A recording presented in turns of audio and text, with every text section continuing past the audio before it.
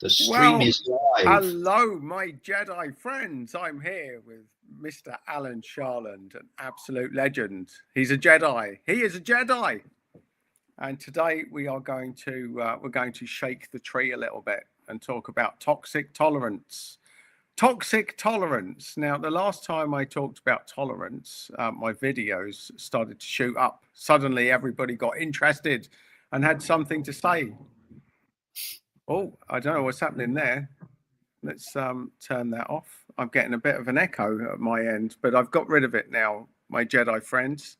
So, yes, it's toxic tolerance time, and we're here. We're going to discuss it. I've got Alan here, and Alan's been here before, but for people that are finding him for the first time, Alan, how would you describe yourself?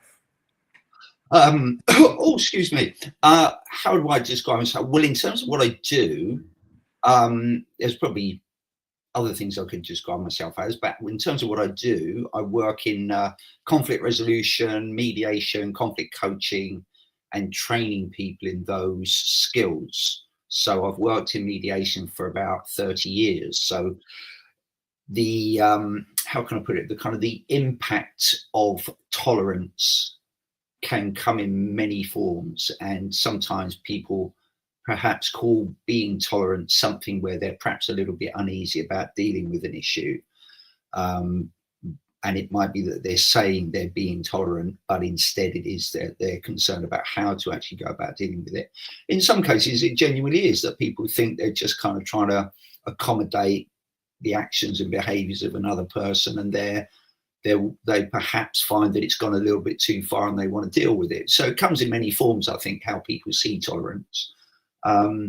But yeah, so I mean, I'm moving on to the topic itself, but yeah, in terms of me, my background has been in mediation for about 30 years. So working in pretty any area you can imagine: workplace disputes, neighbor disputes, family related disputes, community disputes, complaints made by, you know, patients about doctors, by students about the university, etc., etc. So a broad range of areas where people can fall out and have difficulties, and the processes that I'm involved in are always about trying to help people to kind of move from a place of kind of stuckness and anger and frustration, etc., to something which is a resolution for them. And that can only really be defined by them, because conflict is always about a personal experience of a difficulty in some way.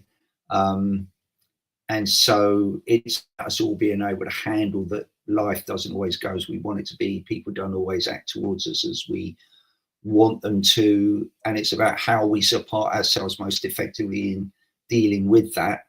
And ideally through a kind of a creative approach of creating choices for ourselves rather than trying to change the other person, which is usually a kind of dead loss, really, because we can't change other people. It's about us looking at how we respond to difficulties.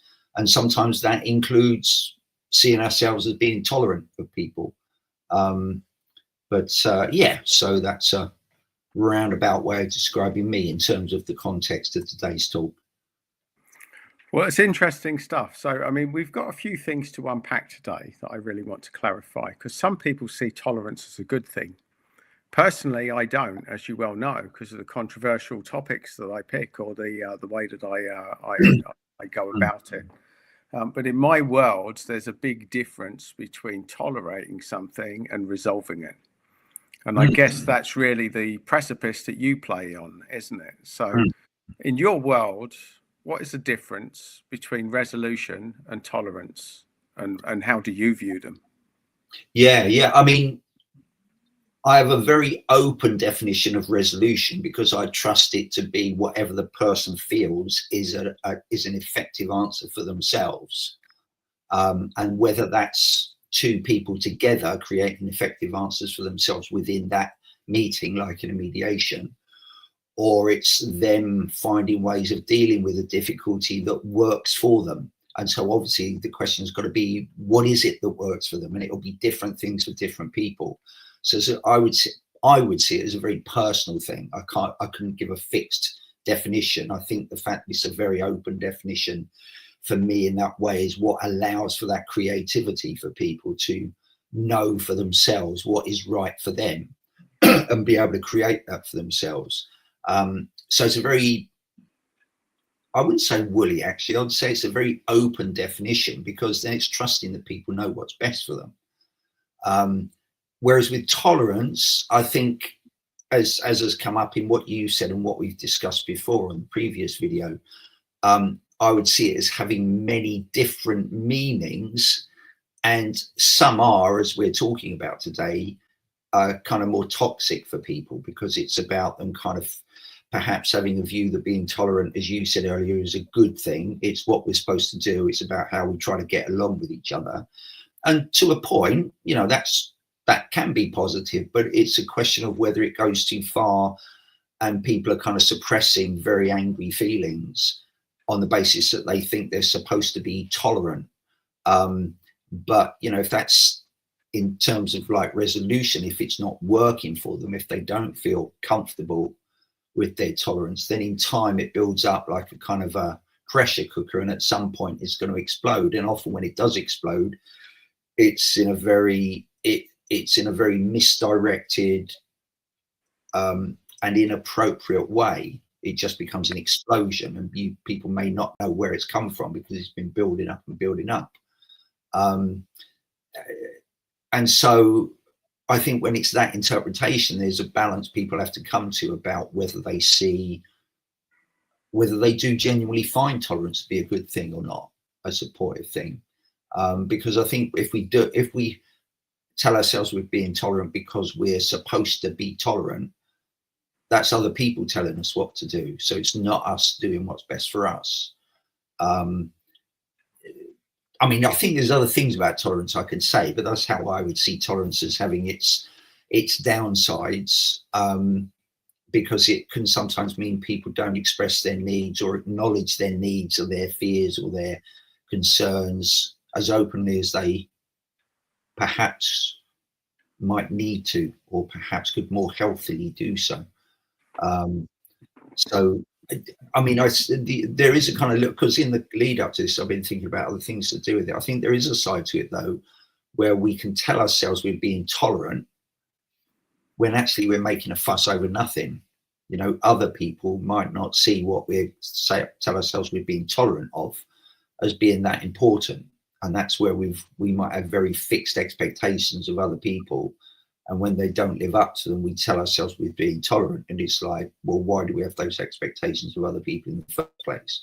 So I think there's other ways in which it can be toxic from a different point of view. But I guess as a starting point, that's kind of where I'd see tolerance. Yeah.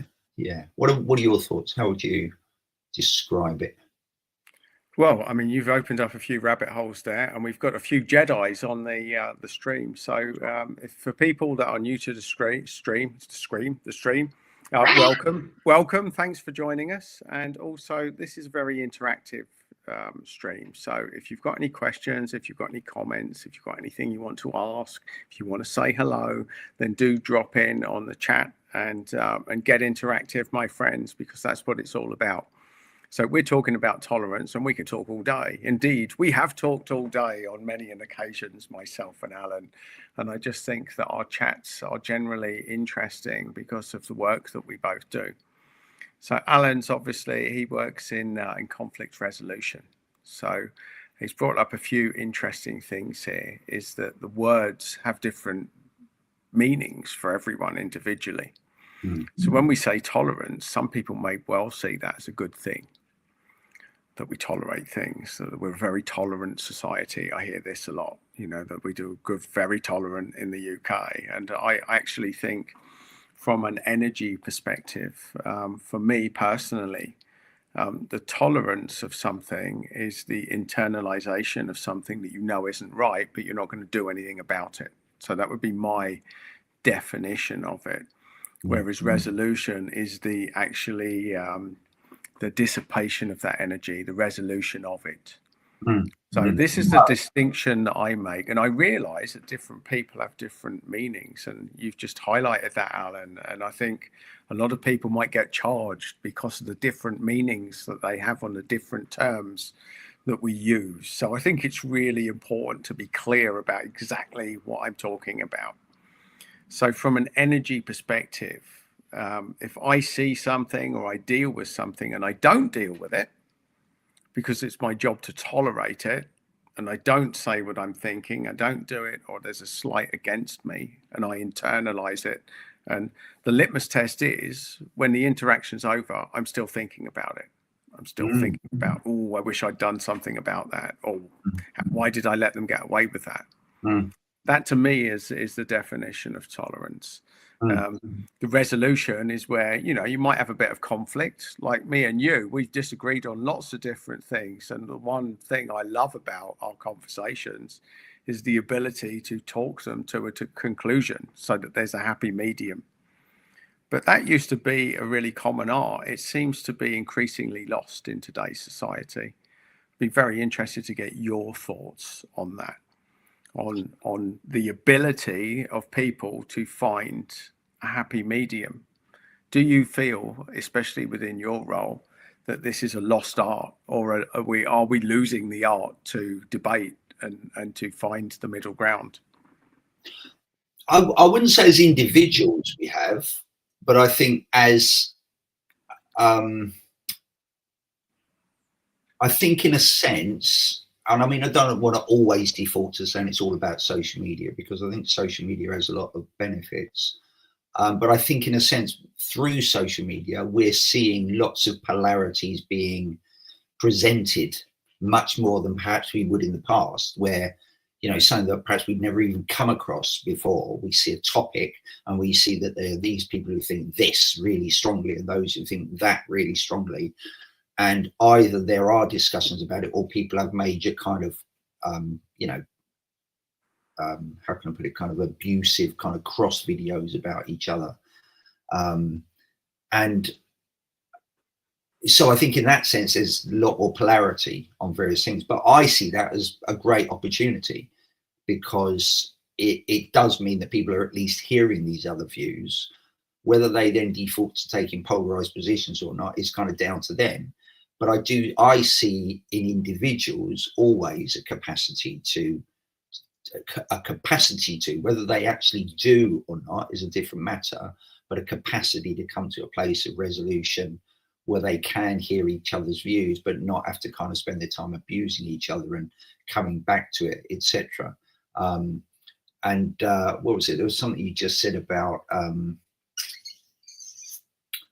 I think, because to me, another kind of thing about tolerance is we often apply it to physical things, don't we? We say the tolerance of say a plug to take a certain current going through it, and it blows if that's breached, if the fuse goes past its tolerance capacity. Or we talk about kind of mechanical structures having tolerance. Can they take a certain weight upon them and they break when they can't? And for me, they're good analogies as well for, in a sense, like you were saying about flow and a blockage, until it kind of blows, and then the plug becomes dysfunctional. It doesn't work anymore because it's blown apart. And I think these are, I would see them as analogies for what can happen inside ourselves, in that there is this kind of flow of energy that's wanting to move more healthily and more kind of fluidly and more energetically. And if we're holding something down, it doesn't get a way to do that. And when it does finally burst, it's going perhaps in the directions we didn't want it to. So I think there are a lot of ways of looking at tolerance as being an attempt to kind of contain something, but if we're pushing it too much, it doesn't work anymore. It just blows apart. So, you know, as with many things, I suppose I wouldn't want to necessarily say tolerance is totally bad, but I can see what it is we've talked a lot about, that it can have its very damaging sides. Really disrespectful people who mistreat us or others and not calling them out. Again, yes. Who's that? Only once? Yeah, absolutely. But at the same time, what do I consider rude and what do you consider rude? Because I think there can often be a debate about that. You know, if someone say, I mean, these are top of the head, so it may or may not match what you're thinking, but say say I'm lining up in a car park thinking that the car space that I've identified is free and I'm going to go there, but then just before I do it, somebody else goes in. Is that being rude, or is that someone doing exactly what I was about to do, but I didn't see them and they didn't see me?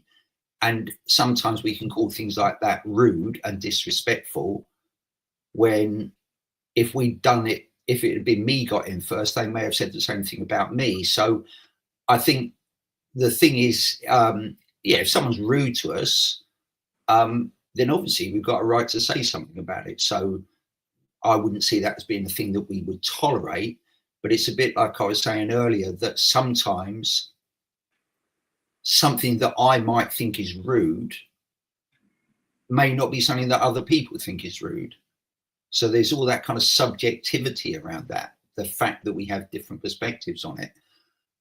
So even though we might say tolerating rude, disrespectful people, sometimes we might have different definitions of what that even means. But no, if we're uncomfortable with something that's happened, there's no reason why we should not deal with it. But at the same time, as I say, it might be that they don't consider what they did do to be rude or disrespectful. So sometimes it's about looking at what we were expecting of them, and just the fact they didn't live up to our expectations, which at the end of the day, people don't. They don't live up to our expectations. Yeah, and if you've got responses to the things I'm saying, either of us are saying, feel free to come back. I don't want it just to be that I've given you an answer now. I want it to be that, you know, you're free to come back and say, what do you think about what I've said? So are we looking at, you want to go with those ads, these questions? So I'm happy to. Well, I mean, I always post the stuff up. So Only Once and Alltug are two of my regulars. And welcome to the stream to both of you. Yeah. Obviously, you know the drill. You know that I'm going to post whatever you put up there. I'm going to post on it, and we're going to talk about it. So this is very much about going with the flow.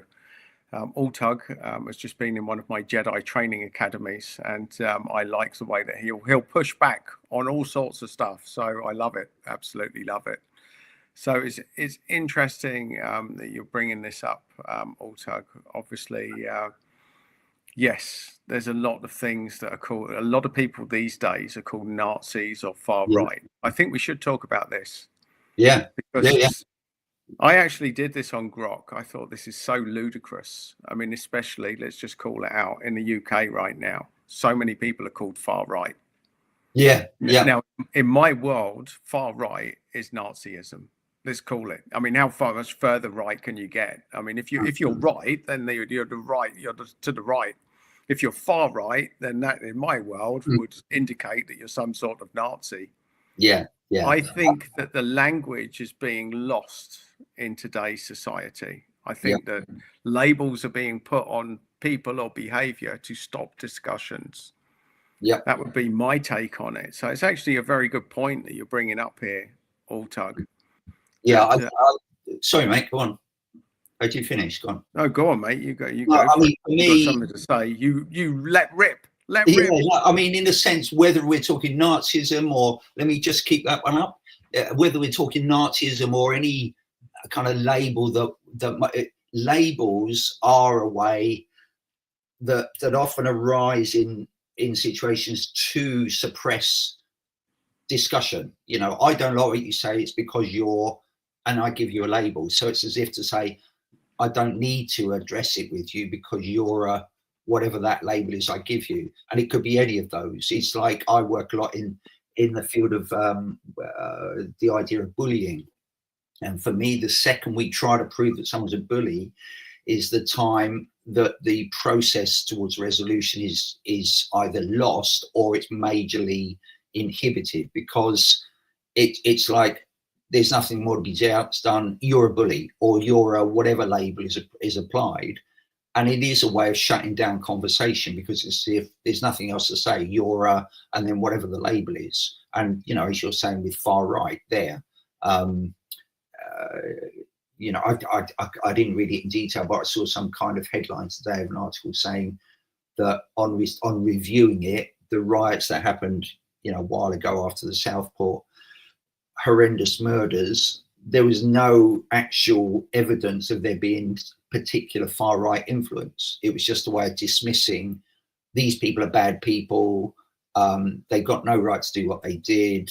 And it's because they were far right. So that's all we need to say.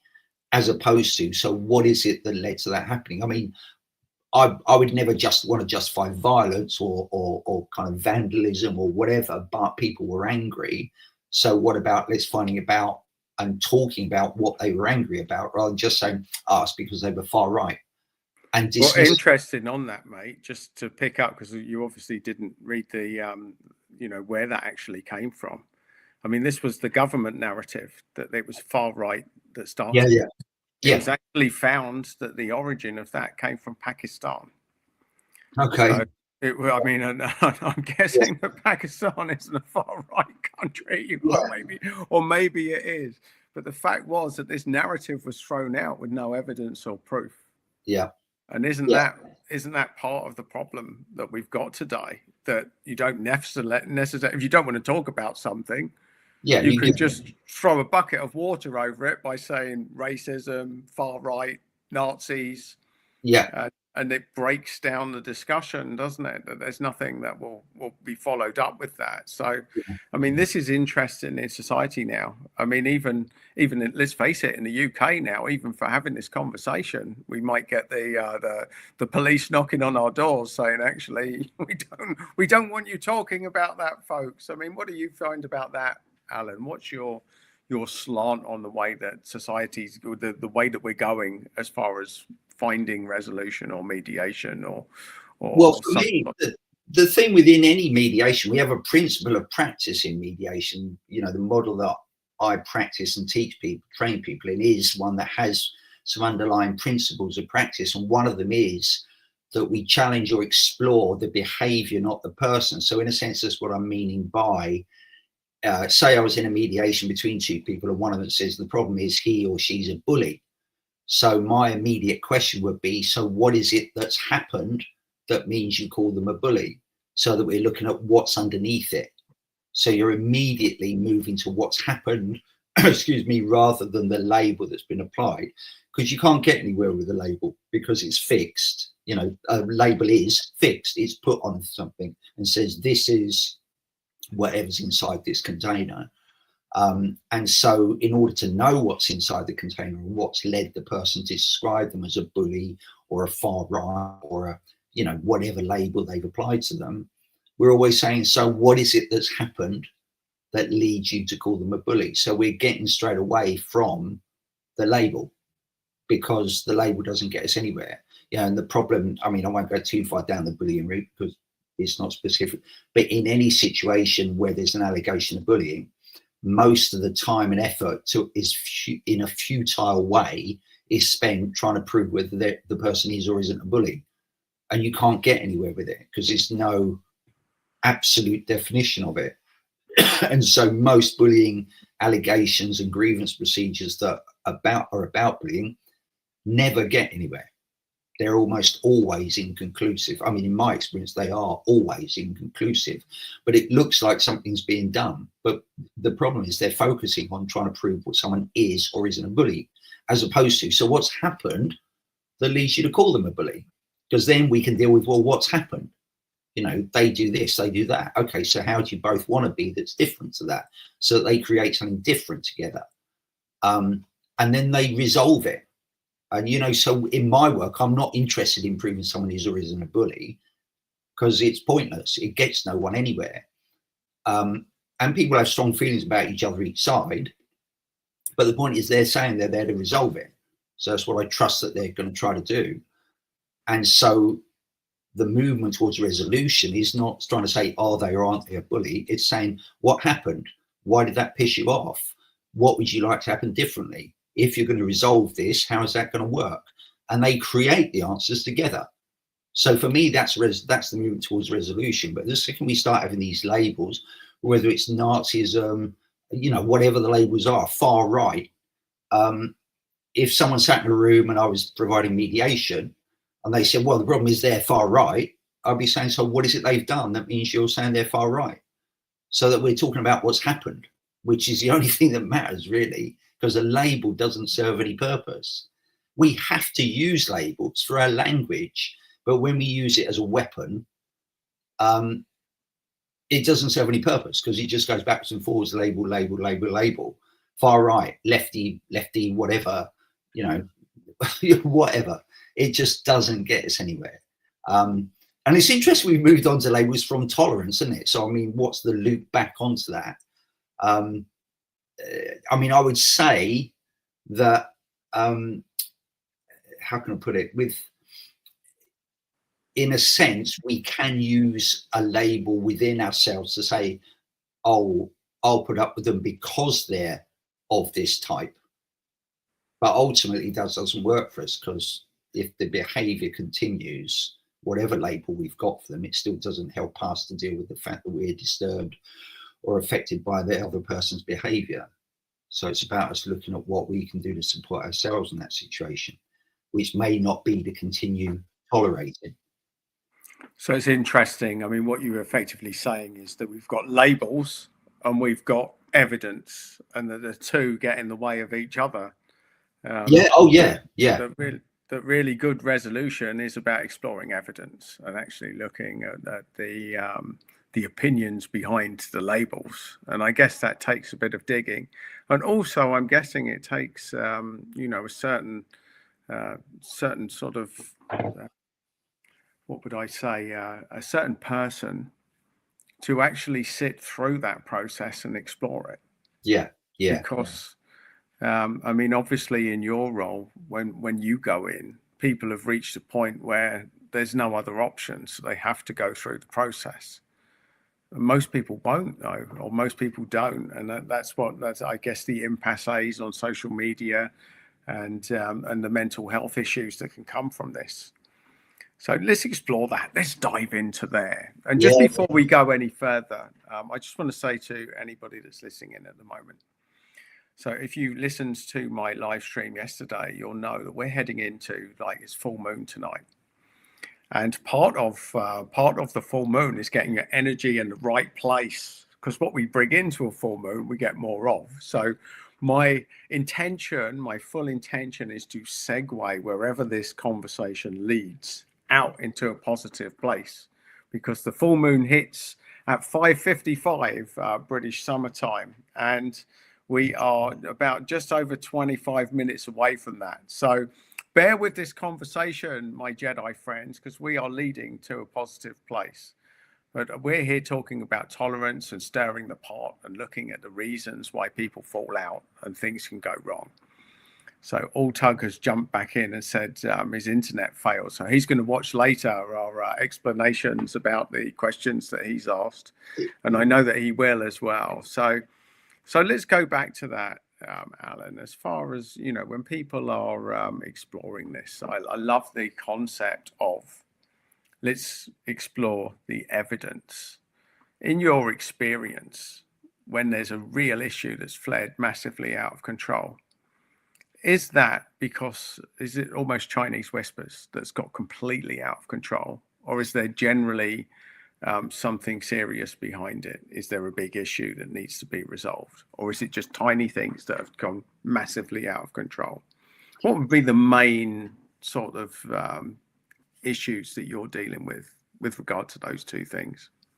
Well, in a sense, all of the above. What you said about small issues that we from the outside might see as small, but for the person or persons involved, it feels very big. When you said Chinese whispers, yeah, very often people will have entirely different understandings and assumptions about the other person that just are blown apart when they actually start to talk to each other. So that can be the benefit of people actually sitting down in a room and saying that they're willing to try to resolve it.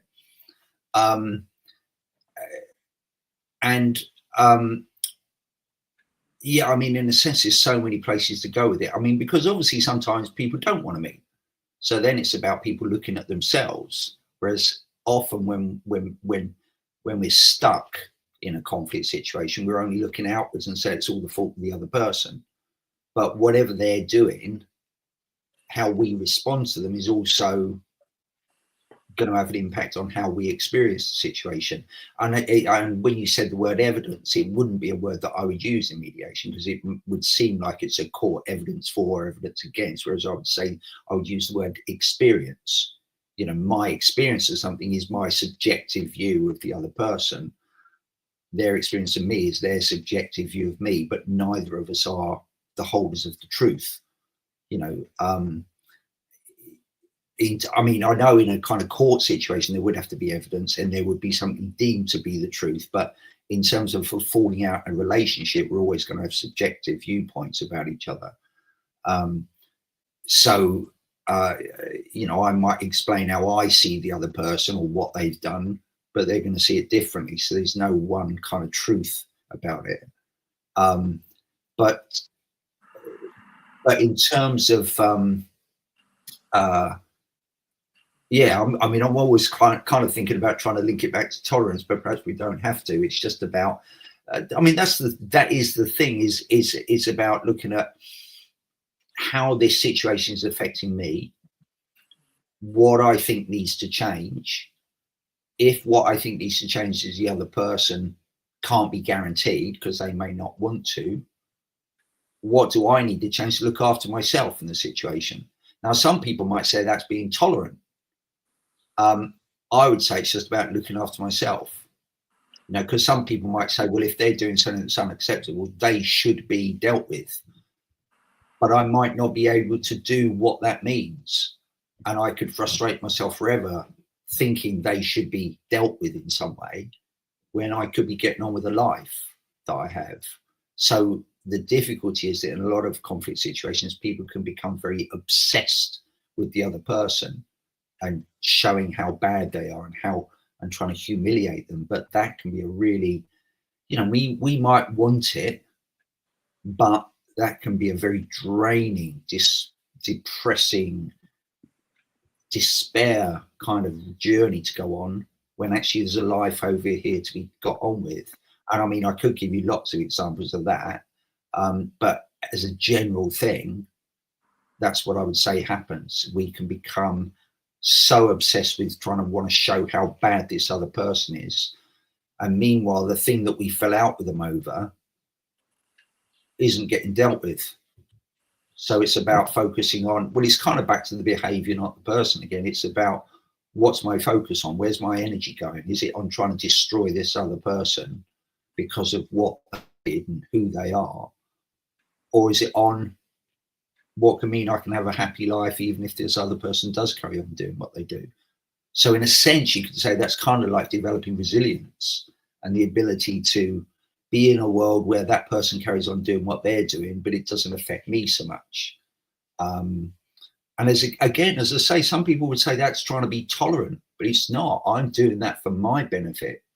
I'm learning how to accommodate that person behaves the way they do and still move towards what works for me in the world. Whereas some people might say, no, this bastard should be called out and sorted and, you know, etc. And again, I can give you examples of that really, but that's what I would say. That's where the focus is. And we can sometimes tell ourselves we're being tolerant. I would say what matters is, am I looking after myself? Not in a selfish way, just in a self-care way, whatever that other person is doing. So on that basis, bringing up some good points here.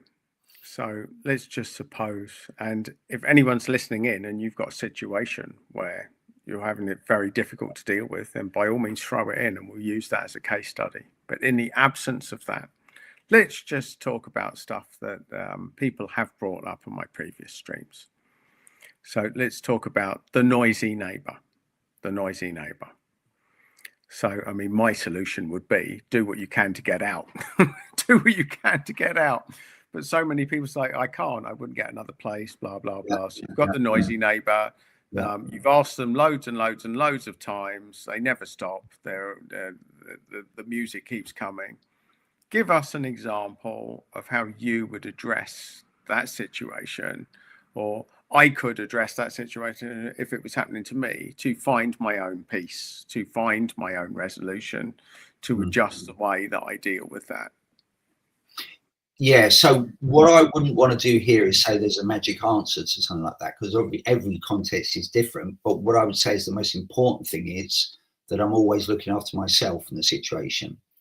And as an example of what I mean by that is I don't go around next door and start abusing my neighbor. So the reason I say that's looking after me is because that means that my neighbor's then got a basis for taking out a complaint about me. So I'm going to get something back if I do that. So I've got to keep my focus on the issue and not start demonizing who my neighbor is. Now that's hard because they're pissing us off.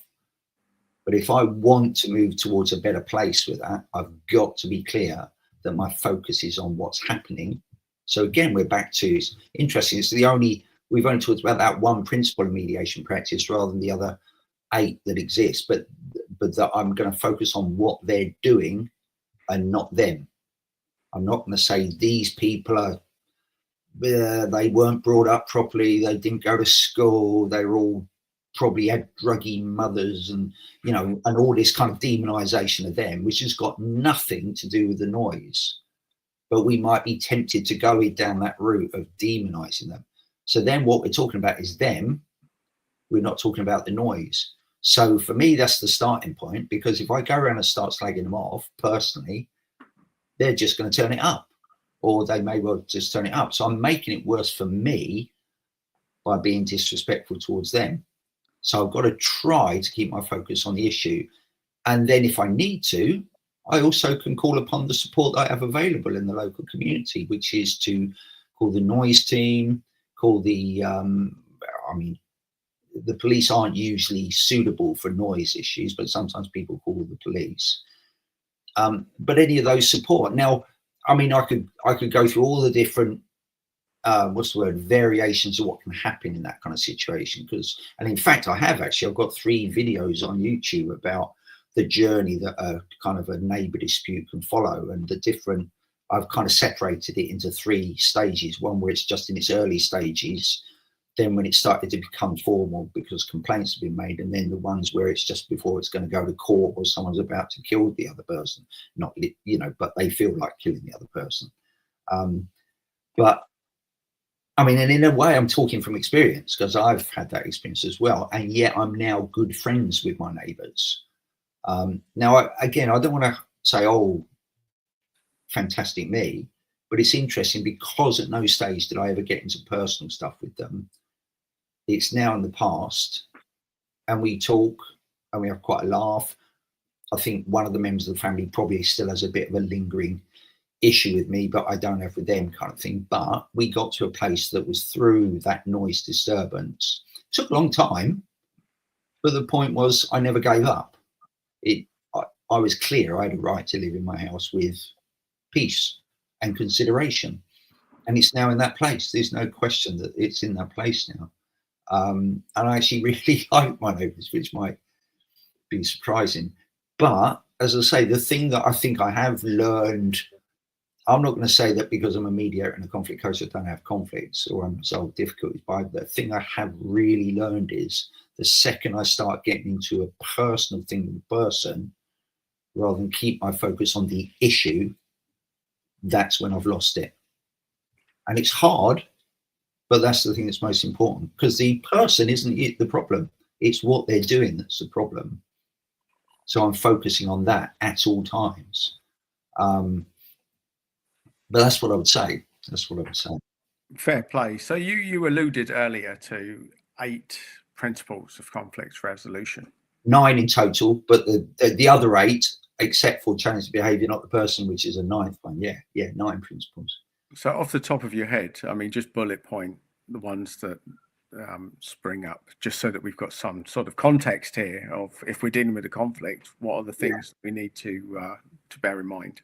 I could go through all 9 if you, I'll go through them quickly, and if people have got particular questions, because they don't always make sense at first. But first one is that we treat each other with respect, even if we hate each other's guts.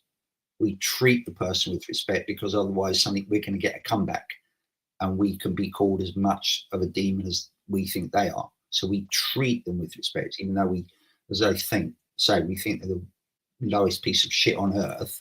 We still treat them with respect. That we don't interrupt one another, that we listen to what people have to say without cutting them off. Because we don't. A lot of people think that if you listen to someone's point of view, it means you're agreeing with them, and of course it doesn't. It just means you're listening to them. But the point about that is they're more likely to listen to you in turn. But if we shut people off before they finish all the time, why would they listen to us? That we have the right to pass, which is basically saying we have the right to say no if we don't feel we want to do something. And often people struggle with that. We struggle with that. We feel a pressure to say yes to things that we don't agree to. That we don't volunteer others. You know, you should do this, you should do that, that kind of thing. That we speak only for ourselves, so that I'm only speaking from my point of view. I'm not saying everybody says you're a pain in the arse, that kind of thing, because they don't all say that. We might think they all agree with us, but most of the time they've agreed with us because they don't want to get into an argument with us. So they just agree with what we say and say, oh yeah, they're a pain. We only speak for ourselves. That we speak but not too often or for too long. So that means that, excuse me, that I'm allowing space for other people to speak. So, you know, it's allowing me to hear what they have to say. That we change the behaviour, not the person, which is the one we looked at already. This is perhaps more relevant to the practice of mediation, but that we respect confidentiality. And then the last one is it's okay to make mistakes because they're opportunities for learning. So it's about that we treat a difficulty as a chance to learn about ourselves and how we are in the world and how we deal with other people and our situations, rather than make them something we've got, rather than something that we kind of try to justify, etc. Only once again. Okay, good. And using me is something else. In most situations, we decide to stand up for ourselves and do plain speaking as we see fit.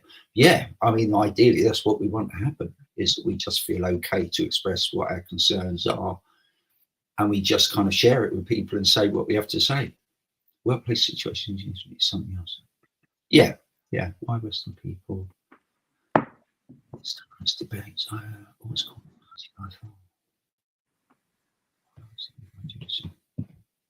Yeah. Honestly, Alti, I find the whole thing of, how can I put it? Kind of making statements based on ethnicity or religion and saying, oh, you're Jewish, that means this about you, or you're Asian, that means this about you. It's just, I mean, it's just futile. It just doesn't ever work, does it? Because as you say, there can be so much kind of hypocrisy and contradiction in what's being said, simply based on how we, you know, sometimes we might look at someone and say, oh, they're Arabic, and it turns out they're Jewish, because a lot of people in that geographical area do look the same, but we can make assumptions and project them, and then once we're off on those kind of assumptions, we're off in some kind of fantasy world. It's interesting, isn't it? Because, you know, a lot of the stuff that you listed there, it's almost like a checklist of the stuff that some narcissistic personalities do the complete opposite. You know, treating people with respect, not interrupting them, making it all about me, taking ownership of it. I mean, interestingly enough, I mean, what we found is that there's certain personality types that you're never going to get any sort of resolution with. I'm guessing, though, that those wouldn't even be open to seeking you out and trying to find a middle ground, and because obviously, in today's environment, the stuff that you've listed, I mean, it sounds reasonable, but so many people just don't have the capacity to do it, to get to the point quickly and to not interrupt people. I mean, I personally find all the time, it's very difficult to have a conversation where you're not interrupted. Yeah, I think in in just social interactions, we get it, but in mediation, so the process is I would meet people individually first and give them a chance to talk about their perspective of the situation and a lot more. But one of the things I'd go through is the structure of the joint meeting, which is that there are ground rules that people don't interrupt one another and they don't use abusive or offensive language of behaviour, because prior to the ground rules, I would have asked them both to confirm in their each other's presence that they're there with the intention of trying to resolve the issues. So they're there voluntarily. They're there on the basis that they're finding it hard to get through the difficult situation they're having. But the thing that happens after that is what's called uninterrupted time. And that is strictly uninterrupted. So they can have a piece of paper to write down what they disagree with the other person saying, but they can't interrupt. So that's a fixed expectation. Before they turn up, they know that's going to happen. So people might speak, the other person might speak for, often it can feel longer than it is actually. It's rarely that people go speak uninterrupted, about their concerns more than about 5 minutes. And sometimes it's less than that. But they do listen because they have to, because the meeting will end if they're not going to listen to each other. It becomes a discussion later, but even there, it's kind of expected of each other that they take time to listen, and people do, to be honest. When they've turned up with that intention. Sorry, what's the old talk said? Something. So Auto says something else I noticed.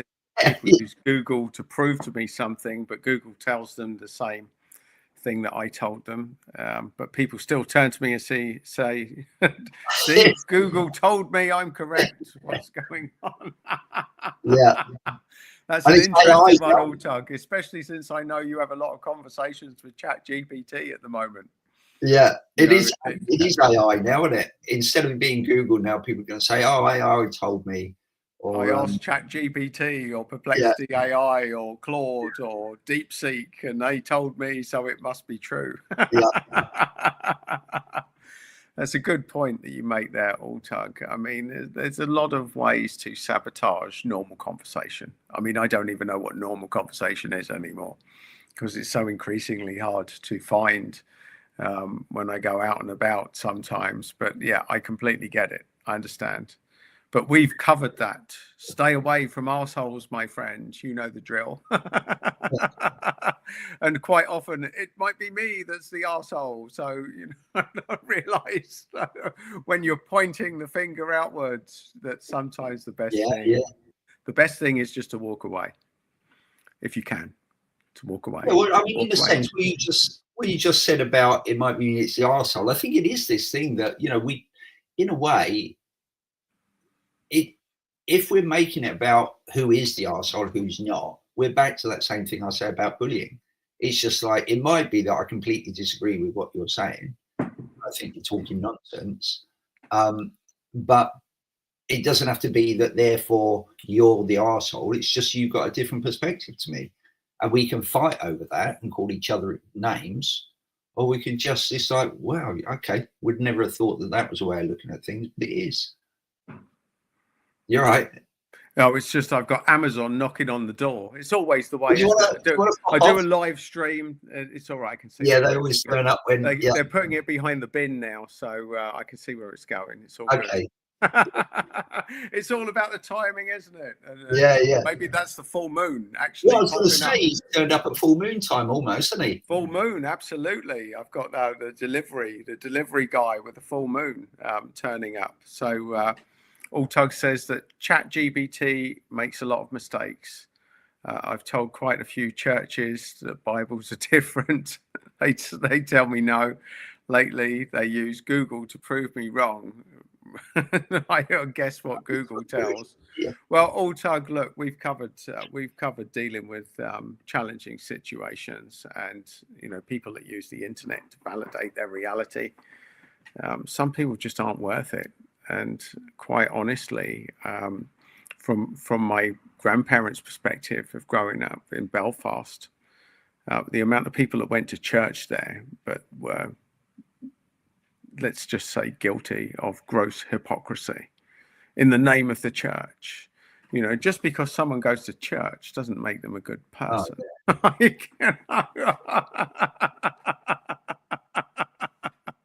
Those churchgoers, those good church-going people.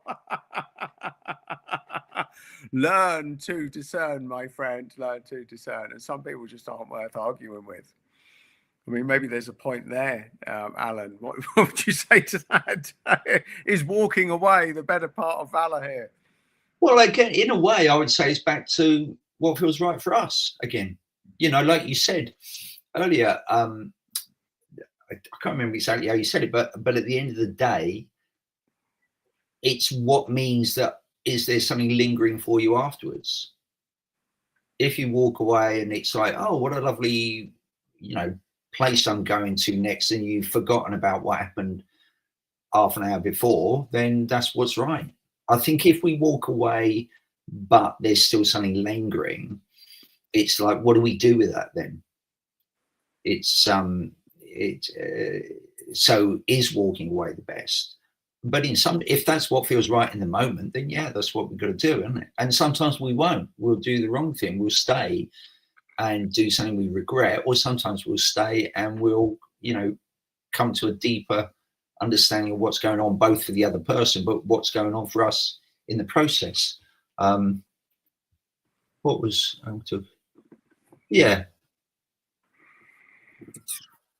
Well, it's true. So what I want to do is start moving the conversation towards more energy, because I've mentioned it before, my Jedi friends. We are sitting on the precipice right now of a very, very powerful full moon. So Alan didn't even realize it when he booked this. I just said, take any time, any session, and he's gone and absolutely nailed his time. So he was meant to be here. He's done it for straight out of the Twilight Zone, my Jedi friends. So I just really want to re-emphasize for those that watched the live stream yesterday, that it's really, really, really important for empaths, and this ties in with conflict resolution and, you know, dealing with stuff, to get ourselves in a good place going into this full moon, because what the full moon does is amplify where you're at. So I want to refrain from anything non-positive right now, because it's about taking an empowered approach. So let's talk about that, Alan, from a mediation point of view. If you're mediating with yourself, and you're maybe not going to get resolution from anyone else, but going purely within here, what are the tools that you recommend about reaching your own resolution? What are the what can mediation do, or what principles can it bring to help us to reach resolution within ourselves? Yeah, I mean, what I would say is a thing to notice is when we do make the person the bigger focus than the issue. So I said earlier, I had some examples of that. One, always have to be careful what I can share, because obviously there's confidentiality issues. But one example was I did a conflict coaching session with a guy once who was very frustrated, as a lot of men understand, well, and women as well, but in my experience, it's predominantly men that I've met with who have concerns about not seeing their kids very frequently post separation from a partner. And this guy had been separated from an ex-wife for probably, I think, about 10 years. And over that time, he developed an very intense hatred for his ex-wife, very much around the fact that he didn't get access to his daughter, which he wanted to. And it's really interesting in conflict coaching sessions sometimes how suddenly someone can kind of look up and realize something that they'd just completely overlooked. And in this case, it was his daughter was now older and old enough to have text exchanges with him, and not going to school anymore, I don't think. You know, had left mainstream education. And suddenly it occurred to him, that his ex-wife wasn't an obstacle to that anymore. But his obsession with his ex-wife had become so blinkered that the fact that they'd fallen out over access to his child had got lost in the past. And so now he had the very thing that he'd been arguing over for years, but it had passed him by because his obsession was with his ex-wife.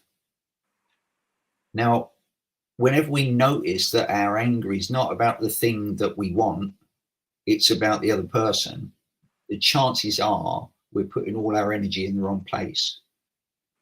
And the thing, so again, the behavior, the issue, the action, the topic that they'd fallen out over was now resolvable. But the obsession had become so almost addictive to demonizing the other person that they'd lost track of the fact that their way forward was there in front of them and had been for some time, but they'd missed it because their energy had all been directed towards the person. So what I would say is, in any situation, to look at whether your focus is on the person and what a bastard they are, or whatever words you want to use, or is it on the thing that you've fallen out with them over? And that distinction, once it's gone down that avenue, A, can be hard to get out of, but B, it is the answer to what you want. And if you notice in any beginning of most difficulties, it will start when someone makes a personal comment about the other person. Even in things like neighbor disputes, people saying just something as simple as they're really unreasonable, you know, which is pretty tame at the end of the day. But it's a comment about the person, not what it is they've fallen out over. And that person then in turn is likely to say, what do you mean I'm unreasonable? You're the one who's being bloody minded. And then they're off to off on a personal anger battle, rather than what was the point they fell out over? It was that one parked in front of the other's house one night when the other person thought it was their place to park. And they lose track of the parking issue. They go off into, they just think they're it. They think they own the bloody street. And it's off about each other instead of the issue that they've fallen out over. So what I would say is, whenever it's about looking at resolving things for ourselves, we may think the other person's a pain in the ass, whatever label we got for them. But what is it that we actually fell out over? And how can we get to that point? Because so often it's stuck because it moves into this personal exchange of abuse and criticism, etc. So that's the first thing I would say. But the second thing is just to kind of take time to look at what's most important to you, and acknowledge you're never going to be able to change the other person. They might change of themselves, but you can't change the other person. So let go of that. You know, and again, it's hard to do, but it's like, do you want an effective outcome or not? And that's, as I say, it's hard to do because we want to prove what a pain in the ass, what a bastard, what a beep that other person is. But it's like, well, what does that actually get us in the end anyway? So, as I say, it's hard. I'm not saying, oh, just flick a switch and you can change your feelings about the other person. You can't change your feelings about them. It's just, do you want an effective outcome?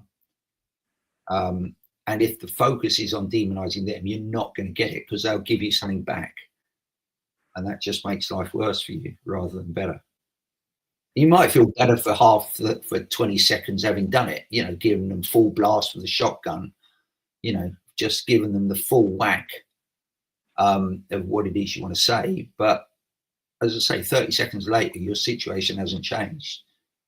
You're just now hiding from the comeback you're going to get from what you've said. It's good advice. And what you put out there, you get back. So what I want to do is just bring a very practical application right here, right now for everyone on, because we have entered the cycle, the eclipse, the alignment of the full moon, my Jedi friends. And it's really important that you all start telling yourself a better thing.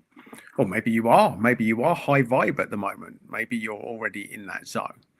But I'm here and you are here. You are here whether you realize it or not, as a reminder that it is the full moon. My Jedi friends, it is time for lunatics to unite. It's time for lunatics to love themselves better. So what I want you to do as you're listening to this stream is, you know the drill, my Jedi friends. You're going to deepen your breathing, because your breathing controls your mood. These very practical things that we can do to feel better right here and right now. Imagine yourself grounded. If you've got your own grounded technique, do it. If not, just imagine a ball of light at the center of the earth and a cord connecting to the base of your spine. And imagine you are connected to that big ball of light that is the moon, the lunar energy, and allow it to come through you like a bright light, connected from above and below.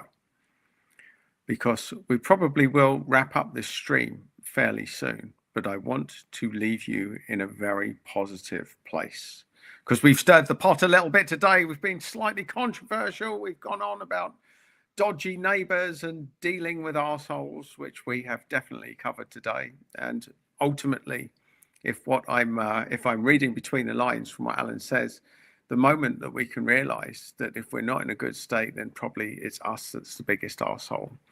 And that is the way that we take full accountability and control of our energy back. So also to go easy on yourselves, my Jedi friends. We're not all perfect. We all have bad days. We all have off seasons. We all have bits where the lunatic gene is running amok within our head. And, you know, we're not all perfect. So just be okay with that, I think, is a good thing. But also start to think, what do you want more of?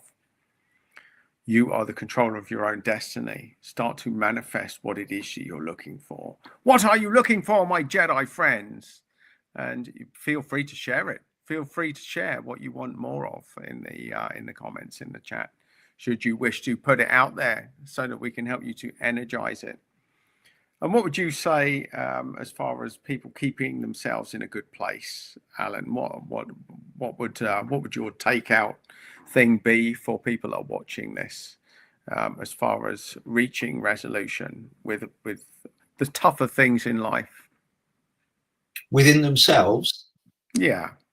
I would just say forgive themselves for where they think they're failing, because they're not failing. They're just dealing.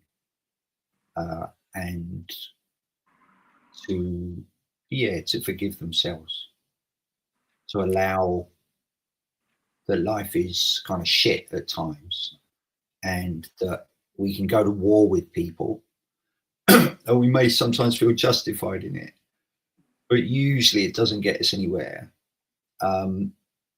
And not to see me saying that as a criticism, just to acknowledge that that is what we can get into. But if we let ourselves free of that, how can I put it, need to feel that we're right, rather than to focus on just looking after ourselves and being kind to ourselves,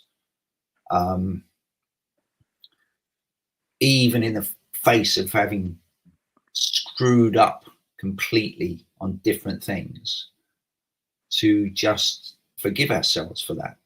And in a way, I don't want to get too kind of cold about it, but for me, that's what the last principle that I said was, that it's okay to make mistakes because they're opportunities for learning. Whereas if we think that there's something wrong with us because of it, we'll perhaps not want to acknowledge that we've made mistakes. But if we can acknowledge that it's okay to make mistakes, and it's inevitable, no one goes through life without making mistakes. But the impact of those mistakes can depend on whether we forgive ourselves and treat them as opportunities for learning, or whether we beat ourselves up and think that it should have gone differently, when for whatever reason it couldn't have done. It went the way it should have done, but it just feels shit afterwards. But if we can forgive ourselves for it, then we can learn from it and move on. Well, I think that's very profound, mate. So there you go, my Jedi friends. You have to acknowledge, and I know this is a tough one to take, that you are not perfect. but you must forgive yourself for not being perfect. We can't be perfect all of the time.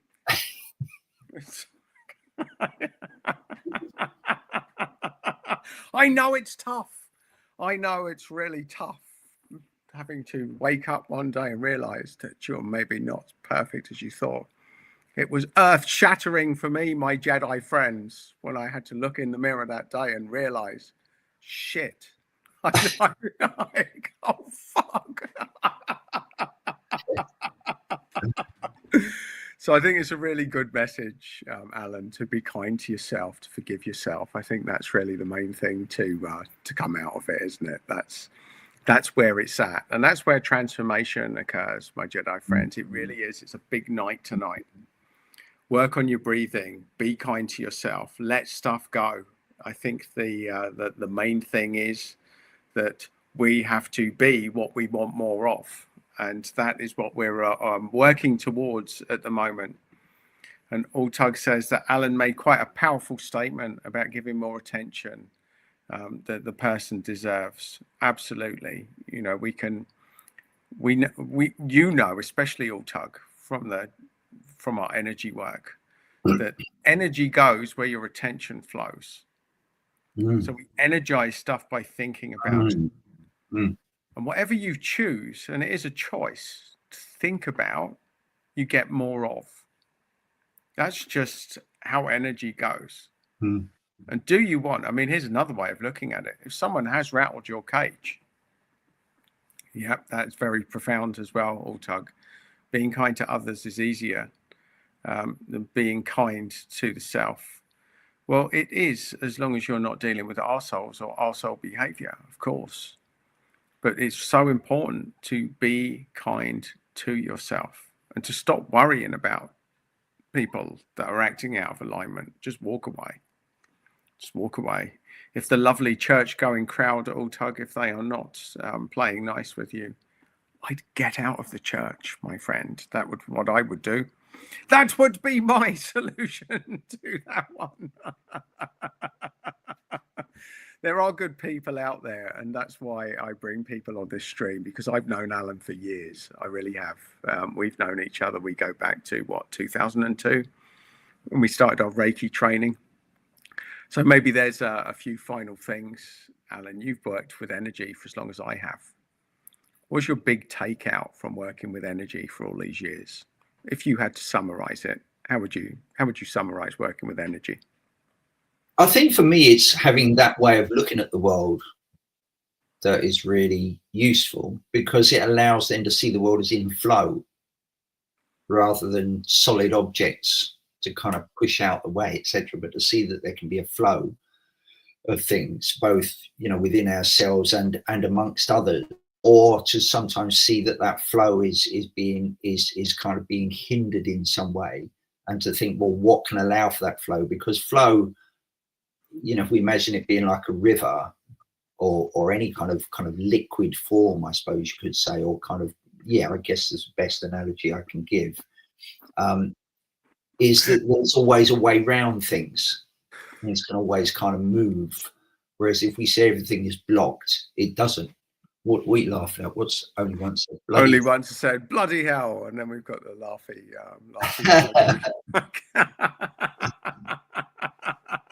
I tried to keep it out of the church only once, but Altug kept drawing me back there. And I'm not going to say anything else, but I'm not quite sure what I actually do know exactly what Altug's doing at church. And I would doubt that it's to increase his connection with God. Although that's where it is, because God runs through us, my Jedi friends. God runs through us. And I think the game here is to get in touch with the piece of you that is God from within, to allow energy to flow through, to become your God-like self, and let that battle be won by the need to feel good. So listen, I love Altug's comments, my friend. My Jedi friend, you always add a very interesting angle to my live streams. So thank you for your good humour to what you bring to the mix here. He's helping him not to become a Sith. we've talked about this a lot, and not only that, because Alto's gone through the process of working in the Jedi Training Academy, and I know I plug this, and thank you for giving me the opportunity. But working with energy isn't all sweetness and light. Part of it is exploring our darker side and realizing that we're not perfect. To actually realize that there's a set of circumstances that could turn you into a Sith. Just because you haven't had those set of circumstances play out doesn't mean that it's not there. Now, just for everybody else, Altug's based in Ukraine. So right now, Wow. he's got a set of circumstances that most of us will only ever imagine or see in Hollywood films. So the stuff that you're dealing with at the moment, my Jedi friend, I wouldn't even pretend that I would know what it would be like. So Altug says, you help me understand that I'm not a light worker any longer, but a dark worker. I hope I didn't make you understand that, Altug. Hopefully you will understand that you are both simultaneously. I need something to prevent me going evil while enjoying the dark side. Well, there's infinite shades of grey here when you're on the front line of a war zone. Altug, I mean, that's the rules change in certain environments, as I think we can all imagine. That if someone's shooting at you or trying to kill you, then that's a different conversation for a different day, maybe. What would you say on that one, Alan? I'm not sure. I'm not sure mediation's going to help with that set of circumstances. It's one of those things which, unless you've experienced it, it's so hard to know what that's like. And I haven't. So I think one of the things anyway with mediation, even if I might think I've experienced certain things, and obviously in this case I won't have done, we can't ever know someone's experience. We can only hear what they describe it as being. And so, for me, it's always about doing whatever we feel is right to support ourselves. And for me, that intrinsically excludes actively wanting to hurt another person. But at the same time, if we have to do something that's for our own self-preservation, then we have to do those things, don't we? Absolutely. Well, that wasn't quite the tone I was hoping to end this stream on. So hopefully you can take a positive energy or a better energy into this full moon, my Jedi friends, because it's really, really important to increase the relationship with yourself, to be a better friend to yourself, to go into the mirror and have a chat with yourself and tell yourself how wonderful you are at the moment. So that would be my my sort of take out of this, and the message that I would want you to take away from listening to this. Alan, is there any conclusive or concluding comments that you'd like to make, including how people will be able to find you should they wish to do so? Yeah, I mean, I've got a YouTube channel called Communication and Conflict. So if people did want to visit any of the videos I've put on there, then feel free. If you wanted something like conflict coaching, which is something I provide one-to-one support with, that's available, I would say, through that Communication and Conflict YouTube channel. But if it's possible, can I put my website in join the chat? Can I put that in the comments section? Yeah, we'll put that under the video, because for some reason the comments that go through on this piece of software, they don't translate to YouTube. Only when I put them, like now, I've pinned Tammy's comment on the video. And I think that's a really good comment, Tammy. Well done, well said. Altug, I feel you just acknowledging this fact out loud. Yeah. Shows that you're a light worker in a dark place. Yeah, absolutely. Bright light shining. Yeah, absolutely. I mean, that's actually a really good point, because it's the awareness, the self-awareness, that is the thing that matters. Because if we're not even aware of what we're doing in subconscious, then all sorts of stuff can kick off. But the awareness, the willingness to go in and look at ourselves, for me, is the most important thing. And yeah, what Tammy said, just that makes a lot of sense. For sure. And also, Altug, another thing that I'd say, if you really were a Sith, you wouldn't be going around telling everyone. Sifs would be probably masquerading as your best friend in the narcissistic cloak, saying that they are the sweetness and light. They are the center of attention. They are the light at the end of the tunnel, when in actual fact, they're a huge spider waiting for you to get stuck in their web, my Jedi friends, stuck in their web. So Only Once has joined the conversation as we're just tailing off. Everybody's jumping on now. Jumping on. No werewolves. No werewolves then. I usually do on a full moon night. Well, fair play to you, Only Once. I think all of us are going to be sleeping a little bit better tonight. I would hope. So yes, it is our duty as light workers or dark workers. If you want to be a dark worker, you go and be a dark worker for one night only. Well, it is a full moon. You might turn into a werewolf. I mean, let's face it. If we were to turn into a werewolf, you might not even know it. Could wake up in the fox in the wolf's pen in the zoo, like they did in American Werewolf. I've seen this stuff. I've seen this stuff happen in films. So it's all a bit tongue in cheek, and it's all a bit of good friendly fun, my Jedi friends. Taking life too seriously can get you down. So it's always good to keep your sense of humor in your dark nights of the full moon. But with the full moon, it shouldn't be that dark. It should be very light tonight. It should be very light, my Jedi friends. Yeah. So embrace the power of the full moon. Be your own best friend. Find your own resolution within yourself and tell yourself a better story. Be a better friend, my Jedi friends. So I think that is probably it. We've gone way over time. Usually only do about an hour, but okay. We got carried away today. We got carried away. So my Jedi friends, I shall love you and leave you. Alan, thank you for joining me today. Thank you for your nice to meet you all. Thanks for your insight. And thank you for joining this band of Jedis who are going to energize themselves this full moon evening and become magnificent. They'll become magnificent. And Altug says, it's a topic of discussion for sure. I saw Warzone turn empaths into cold-blooded murderers who are fearsome for those who we see them. So, well, there you go. So maybe the full moon, it does more than just, it depends on where in the world you're going to be experiencing it. But as ever, Altug, thank you for your unique insights, and everybody else that's joined the chat today. You know I love it when you all get interactive, and I will post it all up there. So thanks, folks. Thanks, Alan. Thanks, everybody on the stream, and wishing you all a magnificent full moon evening of energizing and feeling better. Take care, everyone.